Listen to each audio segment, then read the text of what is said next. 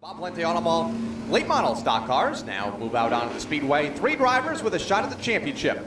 Mark St. Hilaire has an 18-point cushion over Bruce Thomas Jr. and Alan Coates. All among the top 3, all eligible for the 2005 title over the course of the next 100 laps. And as we get set to go with the parade and pace laps, we'll jump into the starting lineup. Starting on the pole, we find car number 12 from Groton, Connecticut, Tom Shea Auto Body and the Tire Store, providing sponsorship for our pole sitter, Jonathan Avery. Outside of him, driving the number 86, it's Rutland, Massachusetts, Chris Curtis. Next in line, car number 28 from Westport, Connecticut, Larry's Auto Machine and Toyota of Westport, the entry, Fort J. Lozniak. Going off from the 4th starting spot, he sits second in the points. It's Groton, Connecticut's Bruce Thomas Jr. driving the 35. 5th starter, car number 73 from Ashaway, Rhode Island, seeking sponsorship is Joe Perry. 6th starting on this field is the Haynes Custom Cycle Roy & Sons Auto Body. It's Ledyard, Connecticut's Alan Coates. The current point leader starts to the inside of the next row from Berlin, Connecticut, car number 3, Mark St. Hilaire. Going off in the 8th starting spot from North Windham, Connecticut, it's Lawrence Goss. The 03 goes next to the inside of the next row from Suffield, Connecticut, it's Dennis Ponticello. Starting in the 10th starting spot, it's the number 16, it's Robbie Summers. Car number 26 starts next in line from Oakland, Connecticut. We welcome back to the Speedway, Paul Dorothy.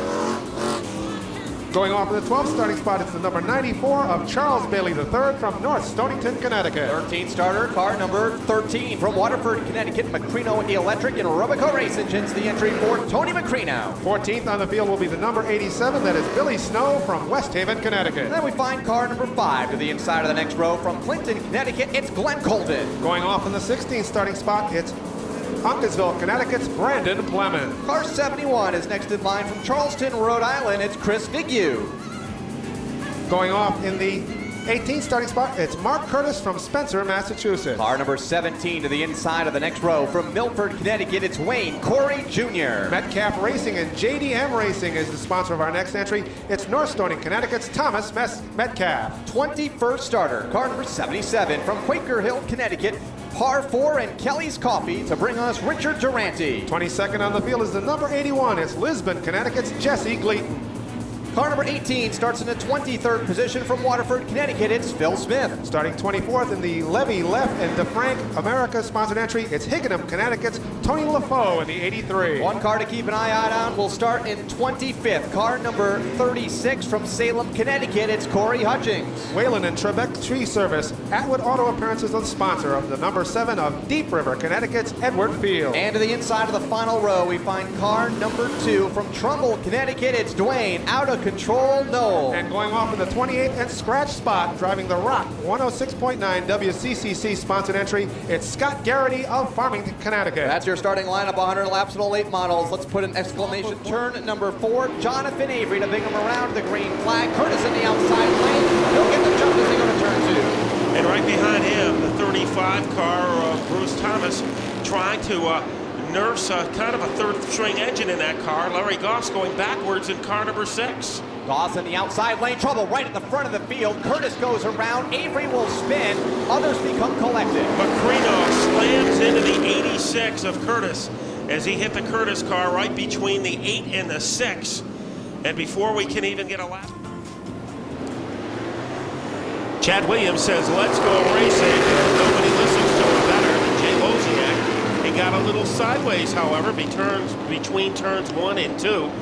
And here comes Bruce Thomas trying to take second away from Joe Perry. So another great restart by the driver of car number 73. Right now the car's left in the outside lane. The point leader, Mark St. Hilaire, trying to hang on to a spot among the top 5, but Ponticello will take it away. Here is Charles Bailey now to the inside. Car number 94. So right now, car sliding backwards. Car number 3 is St. Hilaire. And St. Hilaire got very close to the fence. And the last thing he wants to do is get knocked out of commission. Right now he has to have a challenge between the 5 of Glenn Colvin. Also on the outside is Brandon Clemens in car number 61. And we're going to have a battle for the lead. Side by side up front for a moment. Here is Perry now to the inside. Lozniak up high. Side by side for the top spot, 8 laps in. Down into turn number 3. Thomas is there looking on the bottom, as is the 90 of Alan Coates. 2 cars almost crazy glued together as they hit the second turn. And now Joe Perry is going pull away in car number 73. Trouble for Richard Durante in car number 77. Bringing out the gold again. Field off of turn number 4. Green flag will fly high from the starter stand. We are back underway with Joe Perry in command. As they go back to turn number 2, Thomas gets a good jump in that outside lane. Him and Coates side by side for the runner-up spot. That doesn't look like a second-tier engine, the way that Thomas was able to get the pizzazz on the restart. But here comes Alan Coates in third. A couple of tough competitors behind him. Charles Bailey, he wiggles in between turns 1 and 2, but doesn't make any contact with the 03 of Dennis Botticello. Back through turn number 4, top 5 cars breaking away from 6th place. Mark St. Hilaire, who is under fire from Clements. He goes to the bottom of the speedway. They are side by side for that spot. Clements would spin in turn 2. And Robbie Summers is able to avoid substantial contact. So some good reaction, and Larry Goss winds up on the grass on the backstretch, but it looks like everybody has gone by pretty much unscathed. It could have been a serious incident. Great start, Joe Perry, but he's going to get a challenge on the outside. Alan Coates. Coates all over Perry like gum on the bottom of his shoe. And Perry will hold him off for now. Not too many people been able to do that this season. Coates in the outside lane. Perry down low, still locked side by side. Back to turn 2. Probably in the late model division, nobody runs the outside groove more efficiently than Alan Coates. And he is going to try to jackknife his way into the lead. Here is Charles Bailey just behind them. Also in the outside lane in car number 94 to take the spot away from Thomas. That's for third. Still side by side ahead of Bailey, though, as now Coates is able to squirt out front down into turn 3. But Joe Perry still has some firepower on the bottom groove. Remember, Charles Bailey knows the Speedbowl, former champion in 1996 in the Sportsman division, and right now he is pulled away by eyelashes over the 73 car with Joe Perry. Corey Hutchings now among the top 5 in car number 36 to the outside of Dennis Botticello as they bounce off each other for that 5th position. Botticello down low. And it's the Bailey car up high, or Hutchings rather, in car number 36, side by side down into turn 3. Now remember, Corey Hutchings is a dangerous man today because he is not after points. The only thing he cares about is winning the race, and he's going to do anything he can to pull that off. So right now he tucks it in behind the 03 of Botticello. The battleship, Bruce Thomas, trying to make a move underneath Perry. That is for third place. A little bit of contact. Thomas not giving up as they whirlwind their way into turn 2. Second half of the field stacks up over turn number 3. The 18 gets the worst end of it. Back bumper now will flop from the back of that car off of turn number 2. We'll stand with a green flag. Looks like a toll booth gate hanging from the rear of the Smith car. New leader on the back straightaway. The 94 of Bailey around Coates. Caution will come out. Oh, trouble back stretch.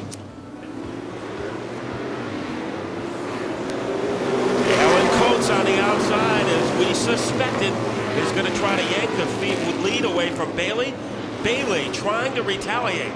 Side by side down into the corner. Bailey to the inside. Coates up high, bouncing off each other for the top spot. Thomas will look on in third. Botticello in fourth. Hutchings up to 5th in car 36. Coates is all over Bailey like an eye patch on a pirate as he tries to move into the top spot. Thomas in third.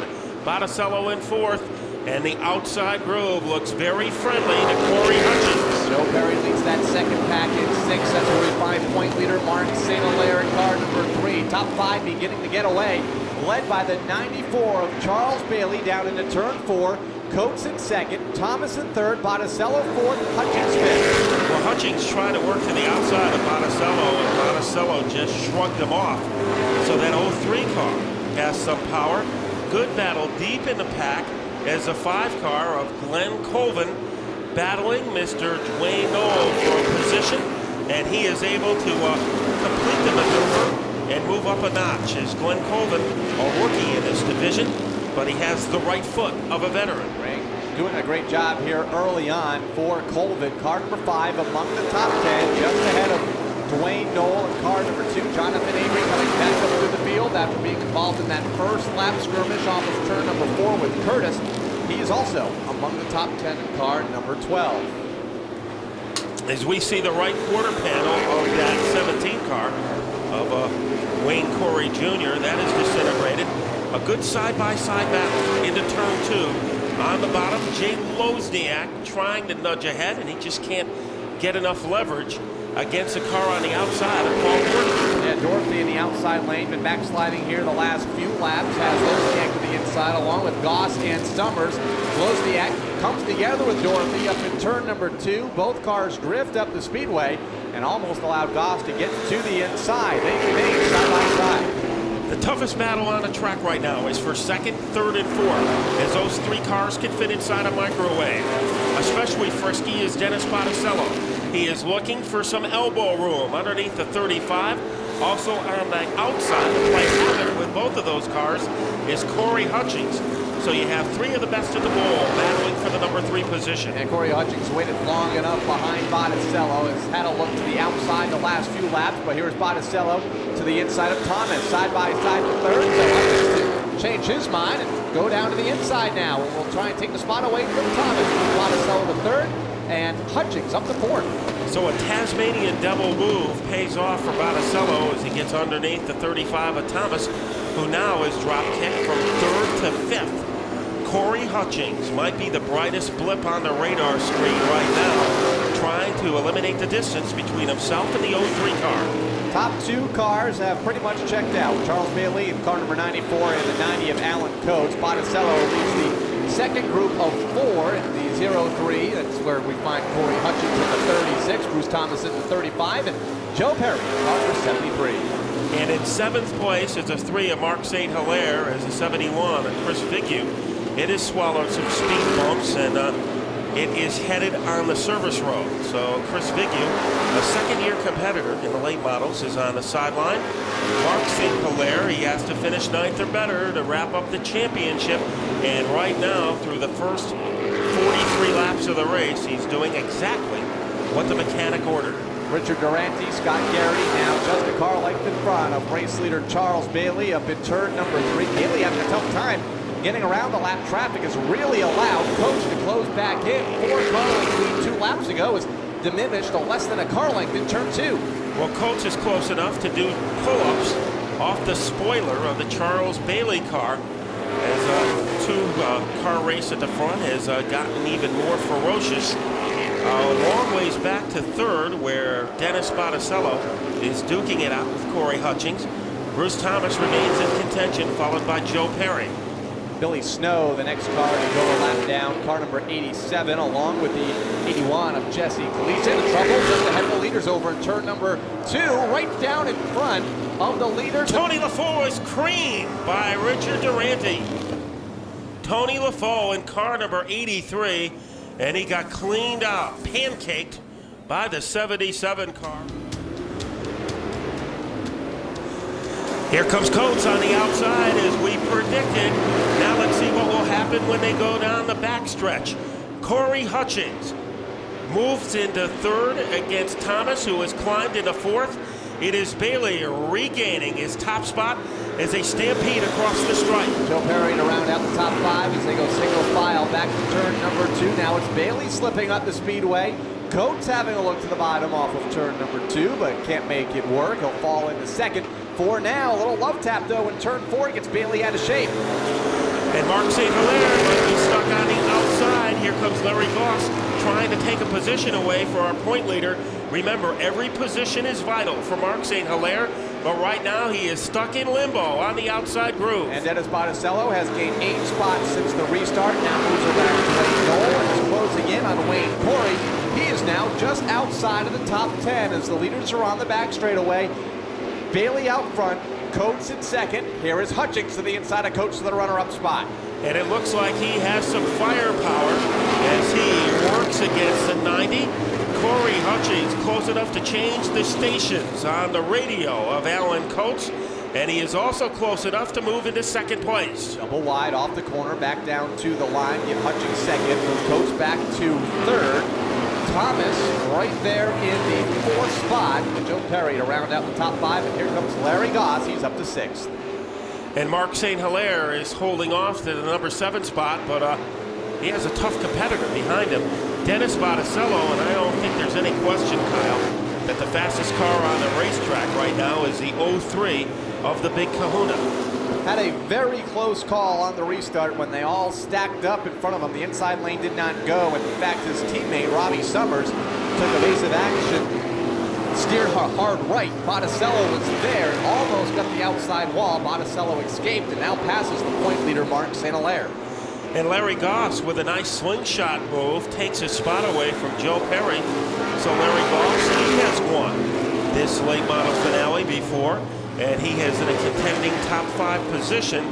Now remember, in order for Alan Coates or Bruce Thomas for them to have any chance at all to win the championship, they have to finish first or second, and then hope that Mark St. Hilaire runs into more troubles. So that pass by Hutchings to get past Alan Coates, that's the one thing that maybe Mark St. Hilaire did a few cheers in the cockpit of his car, because it's something that he really loved to see. Yeah, right now, neither of the top 2 or the championship contenders among the top 2. Bailey out front, Hutchings in second, and a swap to third maybe on the back straightaway. Thomas to the inside of Alan Coates in car number 90. That car beginning to fade just a bit. And I think the Battleship crew, Nate and Chris Thomas and all the gang, might have that car set up to do its best work over the final half of the race. And it is hounding the 90 car. Mark Curtis coming almost to a standstill on the front straightaway. Yellow comes out as Mark Curtis. It's amazing how that car was able to run anyway, as you look at the damage absorbed by the front end of that car. On the outside, Corey Hutchings moving swiftly. Can he move swift enough to take the top spot away from Hutchings? Still glued together onto the back straightaway. Bailey down to the inside, to the outside, Corey Hutchings. Coates has the best seat in the house there in the third spot. Larry Goss up the fourth, backsliding in the outside lane, the 35 of Thomas. So the top 3 can fit inside a pup tent as they headed to turn 3. Nice run by Larry Goss. Mark St. Hilaire has picked up 2 positions. He now has a top 5 car. 40 laps to go and eyes deeper in the pack. Concentrate on Dennis Botticello in the 03, Robbie Summers in the 16, both still outside of the top 10 as the lead trio beginning to break away. Bailey, Hutchings, and Coates are then in a race for fourth with Goss and St. Hilaire. And right behind them, Bruce Thomas nudged the fence on the front straightaway. So a little flesh wound for the 35 car, as he is being surrounded by the 73 car of Joe Perry. Now, Botticello was out of the top 10. He is back up to 9th, 2 lengths behind Joe Perry in the 73. Dwayne Knoll in that pack as well in car number 2 as we get single file among the race leaders. I know this isn't football, but you see football strategy being used by the 03 and the 16. The pulling guard is Dennis Botticello. He is opening the holes. And Robbie Summers is a tailback. He is just going where the 03 goes, and by doing that, both of those cars are able to jackknife their way through the field. I've got a tough time moving Dwayne Knoll up the speedway. Car number 2 giving Botticello fence off in turn number 4 as they come together once again down in turn 1. This for the 8th position.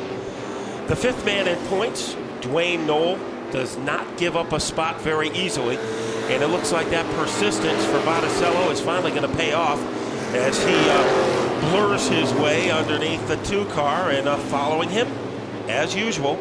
It's almost as that those 2 cars are ball and chain together, as wherever you see Botticello, you see Robbie Summers right behind him. Both cars now 8th and 9th on the speedway. Botticello in the 8th position, Summers in 9th, and looking to reel in Joe Perry in car number 73. He's got about 5 car lengths on Botticello. The 18 will be Black Flag Phil Smith, has been off the pace the last few laps, not meeting minimum speed. That car will be pulled to the infield. And Corey Hutchings stays within striking distance. Trouble for Brandon Clemens as he skids across the front straightaway. Yellow flag is out on lap number 67.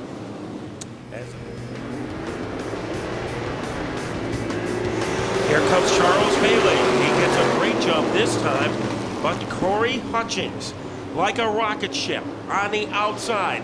The 2 cars sizzle their way into turn number 4. Bailey has the lead, but almost holding on like a Hans device. In second place is Hutchings, and Alan Coates is not far away. Larry Goss was running 4th. That car has dropped to the back of the pack, off the pace a lap ago when the green flag flew. The race is for 2nd behind Bailey. Coates to the inside. Hutchings up high. St. Hilaire will assume that 4th spot. Thomas is now in the top 5. And the man with the leverage in trouble again for Brandon Clements. Almost an instant replay of what he did 5 laps ago. So that 67 car, like a Brahma Bull in a rodeo. This time, however, we stay under green. And Charles Bailey has a new competitor behind him in 2nd place, Alan Coates. And remember, Alan Coates has to finish 1st or 2nd to have any chance at all of winning the championship. And he is in 2nd right now. Right now in 2nd, looking to add to that. Bailey James back to turn number 1. St. Hilaire in 4th. Car number 3, and here's the battle for 5th. Botticello to the inside of Thomas, the 03 and the 35 down in turn 4. Contact between the 03 and the 35. That knocks Thomas off the pace. Botticello moves into 5th, and here comes his partner, Robbie Summers. But that car developed a hiccup in turn number 2. Here he comes again, the 16, and Robbie Summers is surged into 6th. So that 1-2 punch of Botticello and Summers continues to do some damage. Here's the race for 3rd. Coates slips up the speedway as the battle for 2nd and 3rd. Coates and Hutchings down into the corners. They put a lap on Larry Goss and car number 6. That car obviously off the pace and will move him to the infield. The 7 slow on the back straightaway for Ed Field. That car all over the place to the inside of the back stretch as the leaders go by on the outside lane. And that lap car might have influenced Hutchings' decision maybe to wait before he makes a fireball move underneath the 90 of Alan Coates. In 4th is St. Hilaire, and Botticello is in 5th, and it won't be too much longer before St. Hilaire has some company in his battle for 4th place. Here they come back off of turn number 4. Bailey out front, 3 car lengths. Coates in 2nd. Corey Hutchings closing in that 3rd spot. St. Hilaire unchallenged in 4th, and Larry Goss spins off of turn number 4. And that will produce the caution flag and tighten up the front of the field, and that'll move Botticello right into the thick of things. He approaches the gate. The green flag is out. Green flag back to turn number 1. Coates back out on the speedway at the back of the field. It's Bailey to lead him to the back straightaway. Hutchings in 2nd. He's under attack by Mark St. Hilaire for the runner-up spot. A bold, aggressive move by St. Hilaire as he tries to kneeball his way into 2nd place. St. Hilaire is not sitting on that point lead. He is trying to take 2nd away from Corey Hutchings. And don't count out Dennis Botticello. The big kahuna is 4th. Summers is 5th. Team cars from the back of the pack right back to the front. Now among the top 5 as they go back to turn 1. The race is for 3rd. Hutchings stuck in no man's land on the outside groove. Here comes Botticello. Dynamites his way into turn 3. Botticello has moved into 3rd. Charles Bailey has opened up a pretty cozy lead over Mark St. Hilaire. Give St. Hilaire credit. He is not sitting on that point lead. He is going after a victory. He's in the 2nd spot down into turn number 4, but here is Botticello wanting more, digging hard on the bottom in car number 03. Up to 3rd, Hutchings in 4th, Summers in 5th, and now the race is for 2nd. St. Hilaire to drift up the speedway and open the door for Dennis Botticello. And taking advantage of that elbow room to move into 2nd is Dennis Botticello. Hutchings is faded now to 3rd, trying to hold off the 3 of St. Hilaire. Robbie Summers also involved. So here is the situation as we go to the final 11 laps. Charles Bailey has the lead. Dennis Botticello has the fresher tires. Who will have the advantage? And Alan Coates further back, unable to make the moves that he was looking for up through the field, has only gained 2 positions since the restart, as the leaders are already off of turn number 4. 10 laps to go, and it's Charles Bailey the 3rd by 5 car lengths, but Dennis Botticello beginning to close that gap. Contact 35 of Bruce Thomas and the 2 of Dwayne Knoll, as Bruce Thomas has done a great job of moving from the rear of the pack to the top 10, and now he will jam up to the outside of Knoll. The laps are winding down for Charles Bailey. Smoke coming from Mark St. Hilaire's car. Mark St. Hilaire has cooked his engine.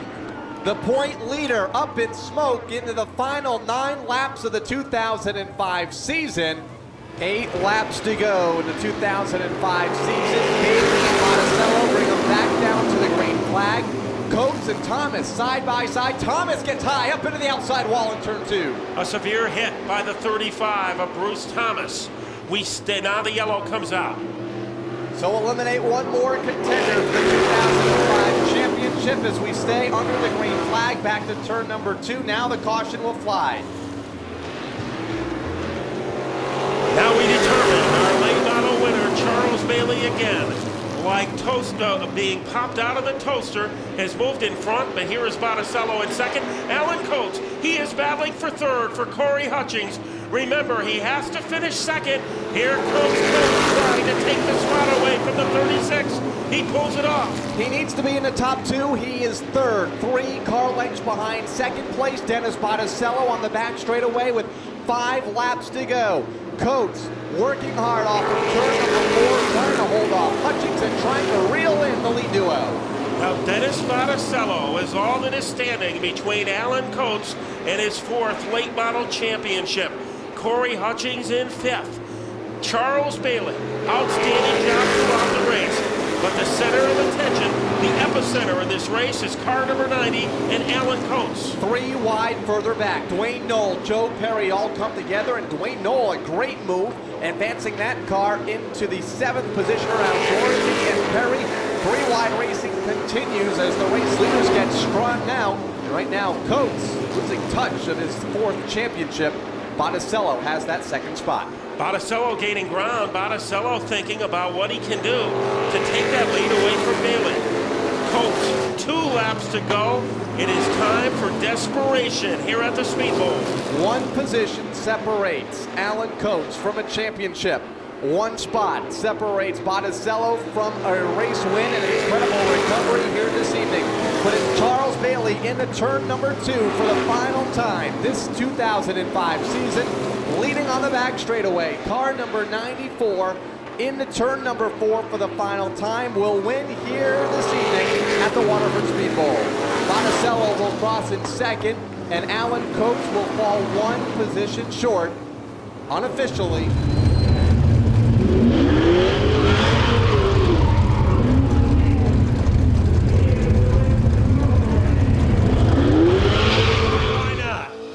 In 5 races here at the Bowl this year, he has had 2 4th places, a 5th, a 2nd, and today he brings it home a winner.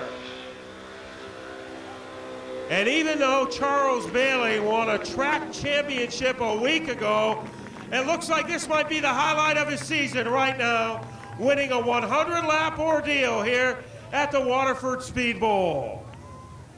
Former sportsman champion at the Bowl, and he returns today holding off on restart some of the brand names of the division, Alan Coates and Corey Hutchings, and at the end he held off a guy who had the freshest tires, Dennis Botticello.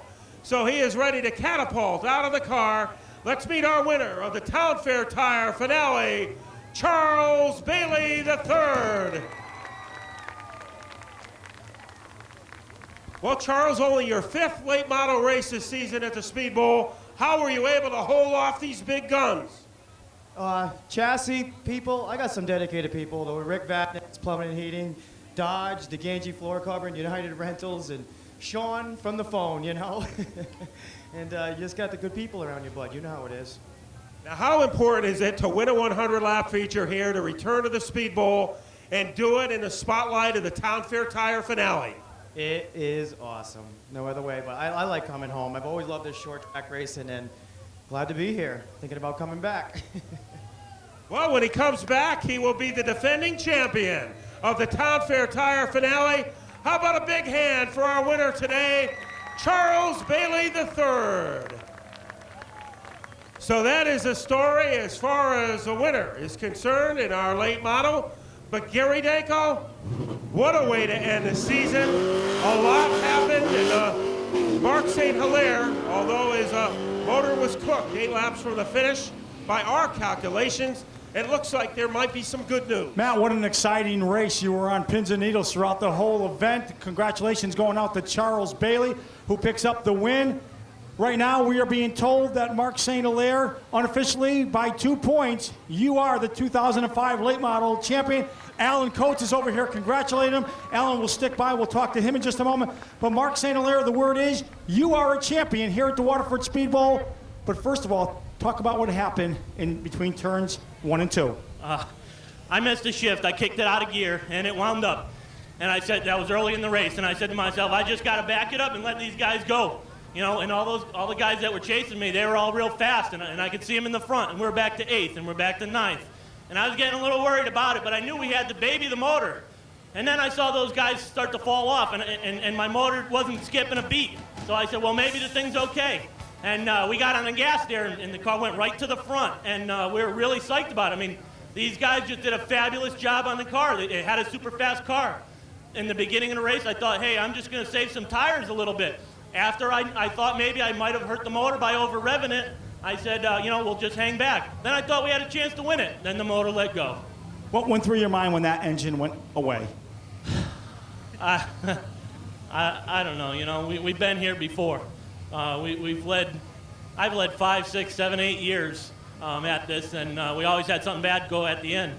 And I don't know. You know, I felt bad for my crew and for my sponsors and stuff when that happened. I just had to hope that, you know, some of these fast guys, standing next to one of them here, we thought this guy could pull it off. Alan's always 1-2. He's always up there. So, you know, I went in the trailer, sat down. I didn't want to talk to you at that point.